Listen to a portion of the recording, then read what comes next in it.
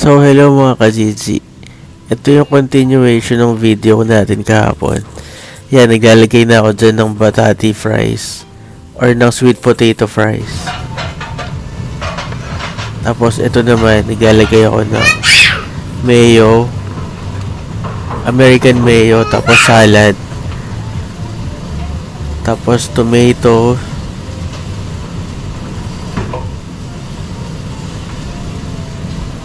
red onion, mga ka-GG. Tapos dyan ko na ilalagay yung weekly burger natin, yung smash burger, smash patties. Yan mga ka-GG. Hindi na ako masyado nagsasalita dyan kasi busy na eh.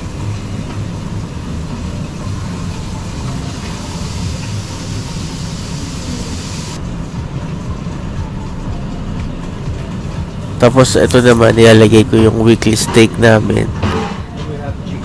Yeah, I have come in the oven.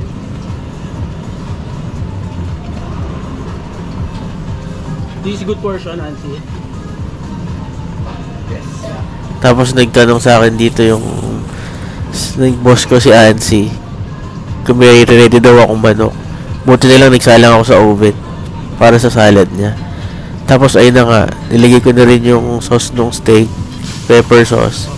Tapos ayan, nilipat-lipat ko pa kasi yung iba malaki, iba maliit. So dapat pantay-pantay siya mga ka-GG. Nagpa ulit ako ng pepper sauce. Yan.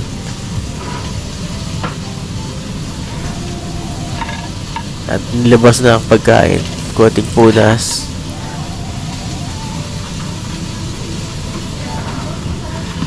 Okay, ilabas mo na yan. Lumalamig. Tapos lagyan mo na rin ng fries yung burger natin, yung smash burger na yan.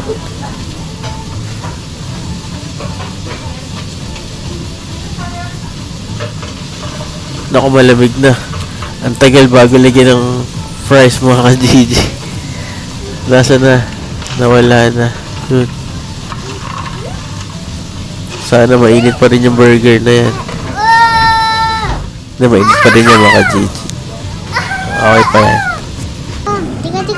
So yan mga ka-GG, ako na lang mag-voice over nitong vlog ni Keng kasi hindi pa siya masyadong sanay sa pag-voice over. Ayan, so nagsasalang siya ng Leti PV or minute steak. Yan. So, sabi ko sa kanya bakit nakatalikod siya. Dapat next time mag-side view siya para makita nyo yung niluluto niya. Ayan, pero nakatalikod pa rin siya. So, next time mga ka-GG. Ayan, nagsalang pa siya ng isa. So, lalagyan niya yan ng butter. Clarified butter daw tawag doon. Tsaka ng salt and pepper mga ka-GG. Ayan. So, busy na sila ng time na yan. Kaya pasensya na kayo, hindi siya makapagsalita. Yan, nagluluto na siya ng minute steak para ibigay kay Ansi. Kasi si Ansi, yung boss niya, yung nakapwesto sa harap. So, para bigay na lang siya ng bigay. Kahit di niya naman trabaho, ginagawa niya mga ka-GG. Ganon kabait si Keng. Ayan. So, si Ansi, maglalagay na lang siya ng pepper sauce. Pinadali na naman ni Keng ang kanyang buhay. Ayan. So, naglalagay na lang si Boss Amo ng pepper sauce sa steak. Ayan mga ka-GG. So, ganyan karami order nila. Hindi pa yan. Marami pa yan mamaya mga ka-GG. Abangan nyo.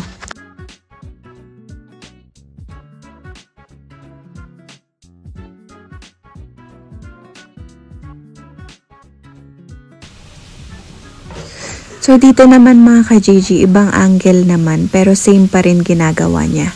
Nagluluto pa rin siya ng minute steak. Yan, nilagyan niya ng clarified butter, salt, and pepper.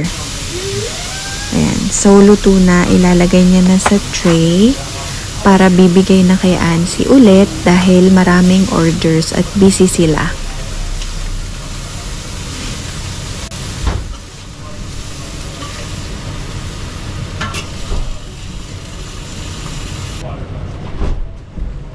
Pero dito mga ka-GG, ang ending, si Keng pa rin ang nagplato kasi busy si Ansi.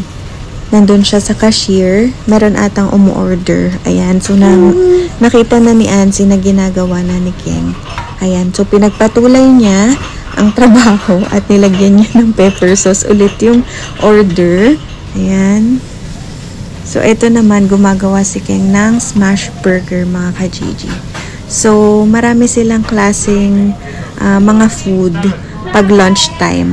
Meron silang burger, meron silang steak, iba-iba mga ka-Gigi yung kanilang menu.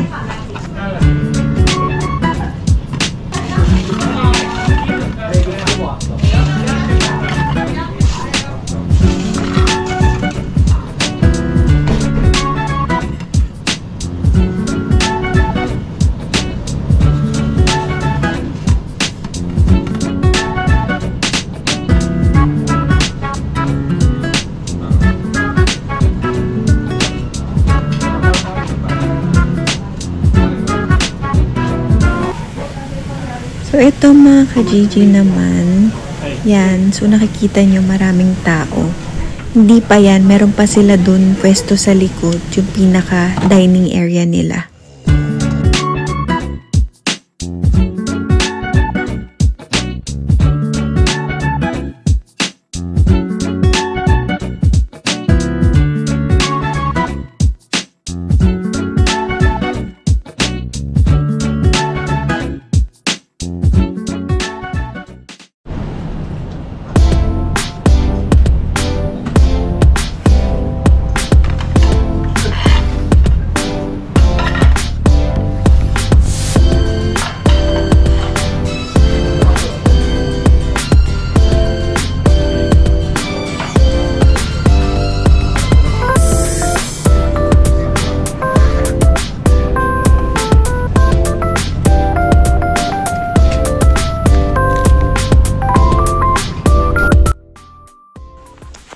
So, ito, nagutom nga si Chef, no? Ayan, nagutom siya. So, kumain siya ng steak.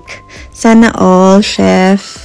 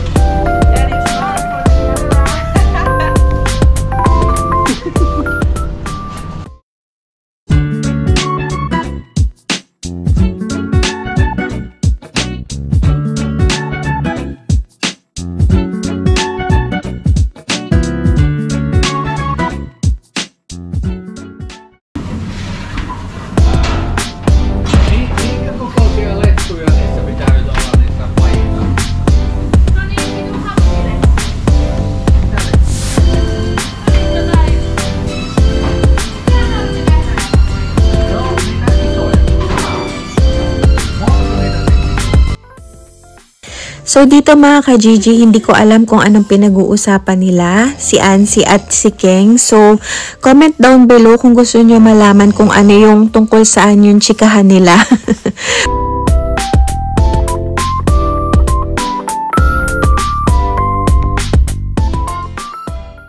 So mga ka-Gigi, tapos na yung araw. Hindi na ako masyadong nakapag-vlog kasi sobrang busy namin. Saka konti na lang din yung memory nito. Ayun na. Nag-busy kami, nag-ano kami, 150 lunch namin. Nabigla ako, pero okay lang. Nakuha naman namin yung redeem. Salamat sa panonood ulit. Tatry ko ulit mag-vlog bukas kasi ang lalabas naman namin, Mexican fajitas. Salamat sa panonood ulit. Sana may natutunan kayo ngayon. Meron din akong good news. May sasabihin ako sa inyo mamaya. May sinabi sa akin si Ansi, si boss, na opportunity. Tapos magkikita kami ngayon ni Isel sa Tripla. So mga ka-Gigi, ito na. Tapos na ang araw. Grabe. Kapagod. Pero okay lang. Parang ang bilis ng oras. Kasi nga, ang daming ginagawa. Hindi ko na naayos yung chiller natin. Hindi ko na kayo na-update yung walk-in chiller. Kasi nga, dire-diretso na. Kala ko tahimik lang. Kasi ano ngayon, Hito Loma. Busy pala. Ubus yung Leti PV, yung minute steak. Ang lumabas, mga 80 plus. Total namin ng lunch, mga 150, mga ganun. 150 plus, mga 150 to 160 siguro.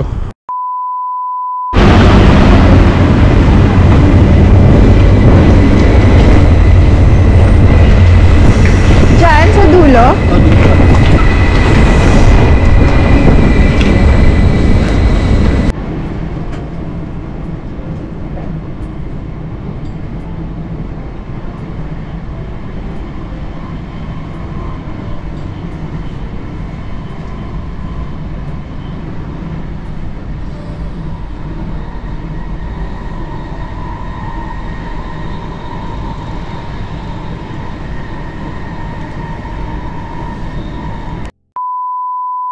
Hello mga ka-Gigi! Yan, magkasama na kami ni Keng. Nakita kami sa Mall of Tripla kasi meron akong meet up doon kanina. Tapos, pauwi na rin naman siya kaya sabi ko magkita na lang kami. Tapos sabay kami nag-train pa uwi. Yan, so ngayon, may pupuntahan lang kami sa may Tikuri. Parang di mo lang sasabihin mo. Ngayon, namunta kami. Hindi ko nga alam kung ano yung mental sasabihin block ko kasi si tatay nakatingin sa akin, nahihiya ako. Shy type yarn. Shy type yarn. Ayun mga ka-Gigi, so nandito na kami sa Tikuri. Magtitingin-tingin muna kami para sa travel namin soon mga ka-Gigi. Ayan, so meron nga pala kaming sasabihin sa inyo kung sino makahula ng city, kung saan kami pupunta. Merong prize sa amin. Dalawang city yun, babe. Oo, dalawang city. Kung sino makahula. Kung sino yung unang-ulang nakahula, yun. May prize sa amin, mga ka-Gigi. Tayo ngayon sa Tikuri. Ay, pala na. Ay, fuck, hindi ko nakuha yung ano. Ano? Pangsikip. Kaya nga, pinaalala ko na sa'yo yun eh. Dapat kasi ito ako parang pinapakilala, babe. Ito, wow. Ang lupit mo naman. Natin yung maleta mamaya. Oo. Yan mga ka-Gigi, nandito tayo sa loob ng Cytorin. Dito yung mga murang bilihin mga ka-Gigi. Titingin ko si Sticky ng mga ayun, gising na oh. Kung ano-ano na naman tinuturo.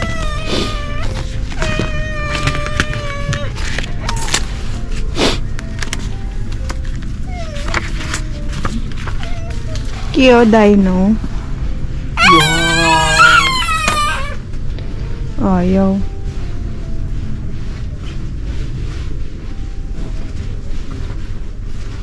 Maraming tinda dito mga ka-Gigi. Hindi natin kailangan ng padlock, no babe?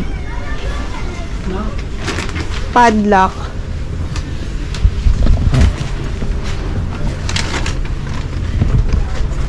So yan mga ka-Gigi, ngayon pupunta naman kami sa S-Market. Doon na lang kami mag-grocery. As Market. S-Market. Doon na lang kami mag-grocery yan si Ziki. Ito yung nabili namin. Yung egg niya.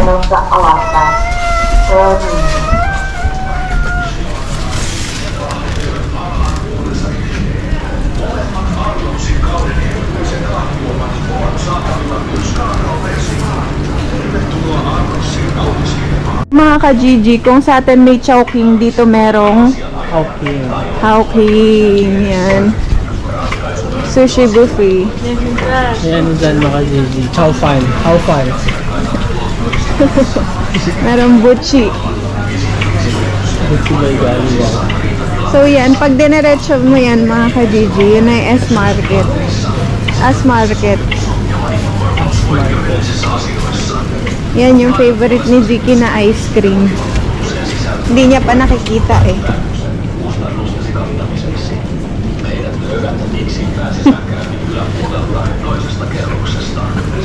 Hello! Ice cream! May hawak kasing chocolate eh.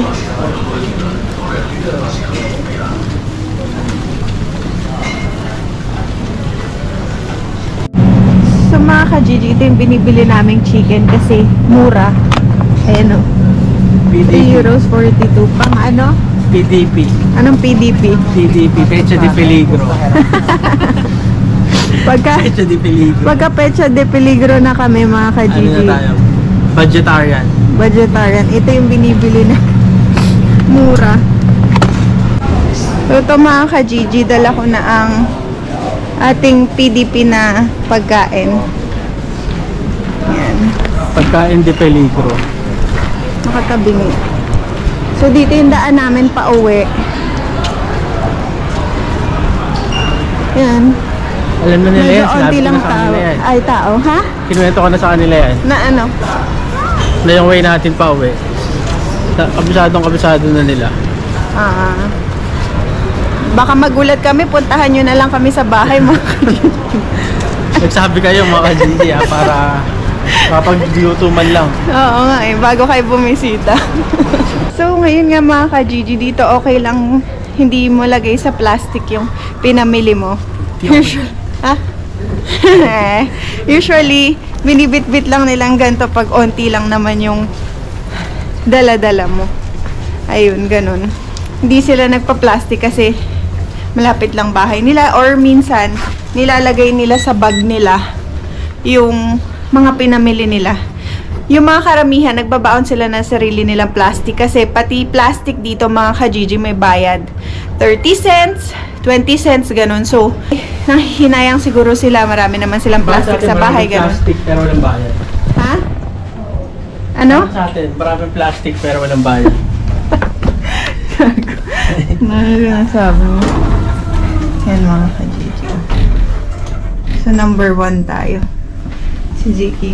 Ano mo yung bonnet, babe? Paano kaya kung ano? Paano kaya kung may bayad mga plastic sa atin? Okay? Marami na mayaman sa atin, no? Oo. Daming plastic sa atin.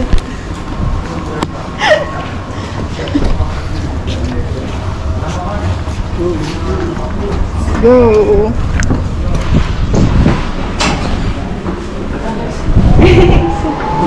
Kita. Ay, ay. Yan. So mga ka-Gigi, ngayon matapang ako dumaan dito kasi pag gabi, dun pa ako dumadaan, no? Iniikot ko yun pag ganun, papunta sa amin kasi dito mga ka-Gigi, grabe madaming rabbit dyan. Simula nung nakakita ko rabbit dyan, hindi na ako dumaan dyan ever. So mga ka-Gigi, yung gusto mag-donate ng rabbit sa amin, tumatanggap kami. Kahit anong klaseng rabbit mga ka-Gigi. Hindi totoo yun mga ka-Gigi, huwag kayo magpapapaniwala dito. Tumatanggap kami kahit anong klaseng rabbit. Mas malaki, mas maganda. Hindi ko tatanggapin yun. Hindi welcome yun. Yan. Yan, matapang ako ha. Dito ko dadaan. Tapang ata. Makita rabbit atakbo. Atapang atao, akita rabbit atakbo. Ito mga ka-Gigi, tingnan nyo. Yan yung parang ice skating. Ayan, ganyan. Ganyan kakintab. So, pag naglakad ka dyan, good luck. Alam nyo naman. Alam nyo na mangyayari, makikeng kayo dyan. Makikeng kayo dyan, mga ka-Gigi. 2 weeks sick leave. Wala, paki-edit yun ah. Bakit? Wala. Wala. Habi yun, habi. Habi yun ah. So, ito mga ka-Gigi, nagluto si Keng ng adobo. Yum! Na may itlog. Hard-boiled egg mga ka-Gigi. Ngayon lang kami ulit makakain ng adobo after how many months hindi kami nag-adobo mga ka-Gigi, no? Ngayon lang ulit. PDP. Tapos ito yung sauce nung pinaka-adobo. Ito yun, di ba? Tapos ito, meron na kaming sinaing mga ka-Gigi yan. Comment down below kung Comment down below mga ka-Gigi kung gusto niyo ng recipe ni Keng ng adobo. Wala siya adobo to mga Gigi. Pamalakasan to. Pakwento sa tropa. Pakwento sa kapitbahay ni Marites. Adobo mga Adobe. So yun mga ka-Gigi, tapos na kami kumain. Ang sarap ng adobo ni Keng. Grabe, sobrang sarap mga ka-Gigi. Comment down below kung gusto nyo nung recipe na yon. Tapos, naalala nyo ba si B, yung ka-work ni Keng na taga-Thailand? Nag-work ako doon sa workplace nila Keng last time. Ako yung pumalit kay Keng doon sa workplace niya. So, nung, di ba kasi nga na-aksidente sila ni Ziki, na-injured siya. So, na-injured niya yung kanang tuhod niya. So, ako yung pumalit sa kanya. Si B, OJT siya mga ka-Gigi, dun sa restaurant nila Keng, nung time na yon. So, nakilala ko siya. So, since taga-Thailand siya, favorite namin ni Keng yung mga pad thai, ganon. Kung alam nyo yung pagkain na yun mga ka-Gigi, para siyang noodles. Hindi siya parang noodles talaga siya. So, favorite ko yun. So, sabi ko, pwede ba malaman kung paano gumawa ng pad thai? Pwede mo ba ako turuan? Sabi niya, sige. Kinuha niya yung number ko. Nakalimutan ko na, nawala na sa isip ko. Pero sabi ko, parang nakalimutan ata ni B na turo sa akin kung paano gumawa ng pad thai. Baka nakalimutan niya na. Tapos kanina, mga ka-Gigi, nag-message siya sa akin. Gumawa pa talaga siya ng video, mga ka-Gigi, kung paano, yung tutorial kung paano gumawa ng pad thai. So, sobrang tuwan-tuwa ako. Sabi ko talaga, thank you. Kala ko nakalimutan niya na. Sabi ko, iniintay ko talaga para legit yung pad thai natin mga ka-Gigi. Syempre, i-share ko din sa inyo mga ka-Gigi kung paano gawin yung pad thai para magawa nyo rin sa bahay nyo. Kasi siya talaga, from Thailand siya, kaya alam niya kung paano yung talagang gumawa ng pad thai. Parang sa atin, di ba, adobo, ganun. Or sinigang. Syempre, mas alam natin kasi Pinoy tayo, ganun. So, siya, mas alam niya yung pad thai kung paano gawin kasi taga-Thailand siya. Ayun mga ka-Gigi. So, nag-thank you ako sa kanya. Tapos, ayun, sabi ko, i-message ko siya pag nagawa ko yung recipe niya. So, ayan mga ka-Gigi, papakita ko sa inyo kung paano gumawa ng legit na pad thai.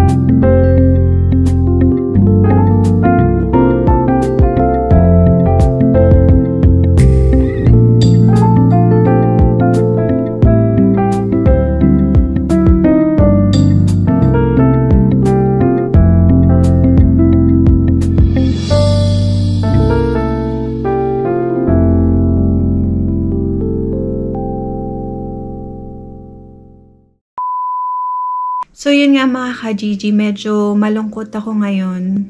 Malungkot kami kasi si Ate Inday bigla ang napauwi ng Pilipinas nang wala sa oras. Nagulat ako mga ka-Gigi na sabi niya na kailangan niya umuwi ng Pilipinas. Yung nag-book siya, sinabi niya sa akin na uuwi nga daw siya. So nagulat ako, sabi ko sigurado ka ba na uuwi ka? Sabi niya oo, kailangan ko talaga umuwi, Sel. Sabi niya sa akin. Meron siyang mga kailangang asikasuhin dun sa Pilipinas dahil alam naman natin kung hindi nyo paalam mga ka-Gigi, yung bahay nila Ate Inday ang lumubog sa tubig, sa baha dahil dun sa Agusan Marsh. Taga Agusan Marsh si Ate Inday. Dahil nga tuloy-tuloy yung tubig, umabot na hanggang 2nd floor tapos kakapagawa niya lang ng bahay na yun kaya masakit sa kanya. Syempre masakit rin sa amin bilang family ni Ate Inday dito sa Finland. Masakit sa amin yun mga ka-Gigi na malaman na ganun yung nangyari sa bagong patayo niyang bahay. Pero, ayun nga, kailangan niya umuwi ng Pilipinas. Naiintindihan ko naman yun mga ka-Gigi. Kaya nung time na yun, sana napaalis siya. Ayoko na nga sana siya. Dapat hindi na ako pupunta sa kanila kasi sabi ko, ayoko kasi iiyak ako. Kasi, hindi ko alam kung gaano siya katagal sa Pilipinas mga ka-Gigi. Pero syempre, sanay ako na parati ko siyang nakikita, parati kami magkakasama. Malungkot lang kami, malungkot ako, lalo na ako kasi syempre, mamimiss ko siya. So, iniwan niya na kami ni Ate Inday. Pumunta siya ng Pilipinas. Ayun, so, hindi ko pa alam kung ano plano niya. Pero, panoorin niyo yung vlogs niya, kung ano man yung plano niya, makikita niyo doon, mapapanood niyo doon. Pero, kahit ano pa mang gawin niya, susuportahan ko siya mga ka-Gigi. Nabigla lang rin ako na kailangan niyang umuwi ng Pilipinas. Syempre, naiintindihan ko yun. Tsaka mga ka-Gigi, gusto ko lang pala idagdag dun sa mga bashers ni Ate Inday. Sana maisip ng mga bashers yung kung ano yung pinagdadaanan ng tao. Kaya nag-off ng comment section si Ate Inday kasi marami siyang mga nababasa na nakakaapekto sa mental health niya.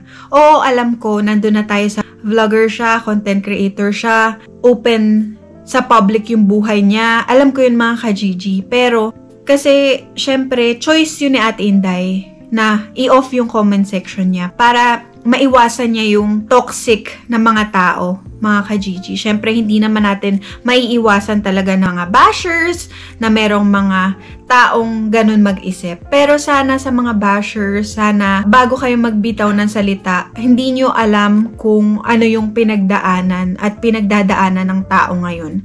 Kaya, hiling ko sana sa inyo na wag nyo nang i-bash si Ate Inday kasi kung makikilala nyo lang talaga siya. Napakabuti niyang tao at napakabuti ng puso niya.